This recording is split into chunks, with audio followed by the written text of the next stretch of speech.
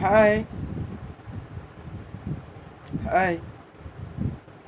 See, actually, we were studying about the properties of non-polar covalent compounds. Properties of non-polar covalent compounds.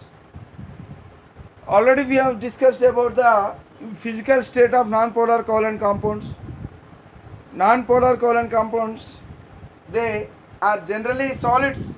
They are generally gases or liquids or soft solids. So that is related to physical state. Now the second property is melting points and boiling points. See, non-polar covalent compound, they possess low melting point and low boiling point. What is the reason? Because molecules are held by weak van der Waals forces. Already we have seen. So this is a molecule, this is another molecule, neighboring molecule. So between these two neighboring molecules, very weak force of attraction known as van der Waals forces. Van der Waals forces are existing, very weak forces, they can be broken easily. Very small amount of energy is enough to break the bonds between the molecules. When the weak forces are broken down, then they become free molecules. That means the solid will become into liquid. So what is melting? Melting point means the temperature at which solid becomes liquid is said to be melting point. Then what is boiling point? The temperature at which a liquid becomes vapor is said to be boiling point. So between the non-polar covalent molecules, so weak van der Waals forces exist. So those forces can be easily broken. Okay, so that those molecules will become free molecules, so that their state can be changed easily from solid to liquid or else from liquid to vapor. So that is why they possess low melting and boiling point. Next, solubility. Solubility is the third property. What is solubility? Solubility is nothing but ability to dissolve. Ability to dissolve in a solvent. See, non-polar covalent compounds, they are insoluble in water. Water is a polar solvent, but these compounds are non-polar covalent compounds. Non-polar covalent compounds cannot dissolve in polar solvents. Reason? They do not have ions. See, non-polar covalent compounds, they do not have ions. Hence, they cannot form free ions. As they are not having ions, they cannot form free ions. Any substance, if it can form free ions in water, then that substance is said to be dissolved in water. It is said to be soluble in water. But non-polar covalent compounds, they do not have ions at all. Hence, they cannot form free ions. As they are not having any ion, they cannot form free ions in the water. Okay, which substances are soluble in water? The substances which can form free ions in water only can be soluble in water. But non-polar covalent compounds, they cannot form free ions, hence they are insoluble in water.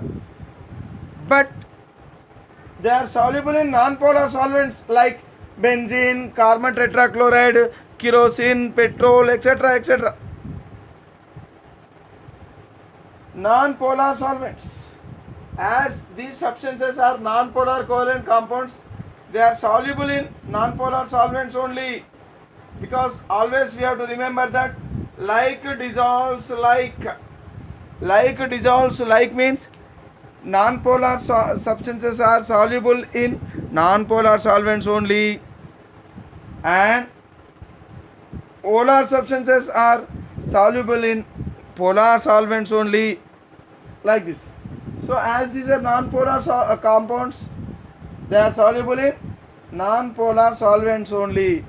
Example: benzene, carbon tetrachloride, petrol, kerosene, diesel,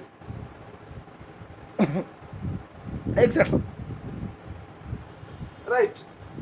Now let us learn about the next property known as conduction of electricity. Conduction of electricity is the next property of non-polar compounds.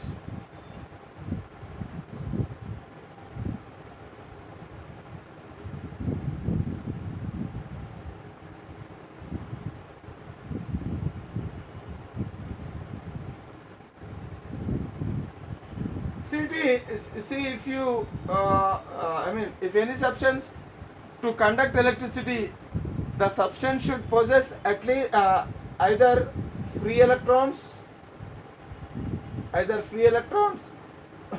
or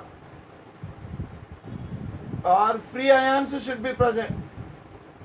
Any substance, if it possesses either free electrons or free ions, then only those substances will conduct electricity. See, generally, which substances possess free electrons? Metals possess free electrons. And which substance possess free ions? Generally, ionic substances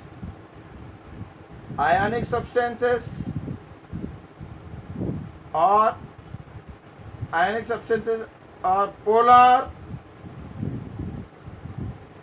covalent substances.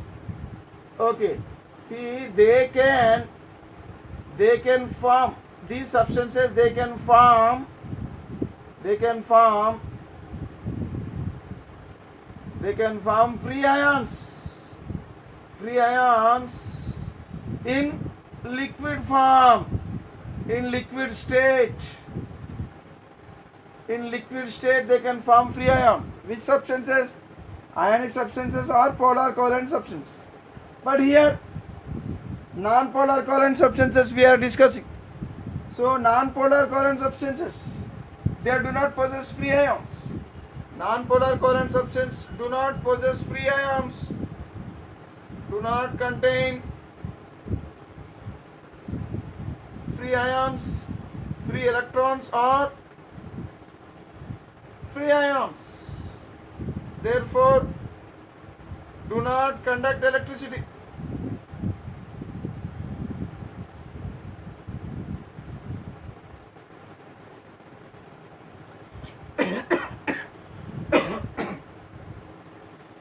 They are insoluble in water itself.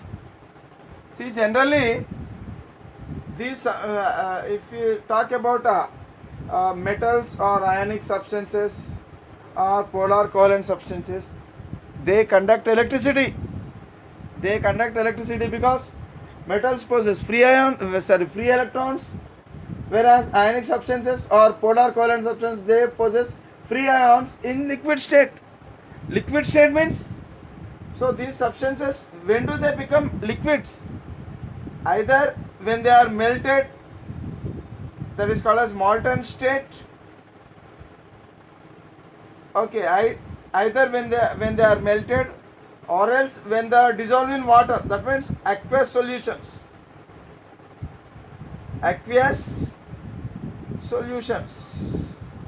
That means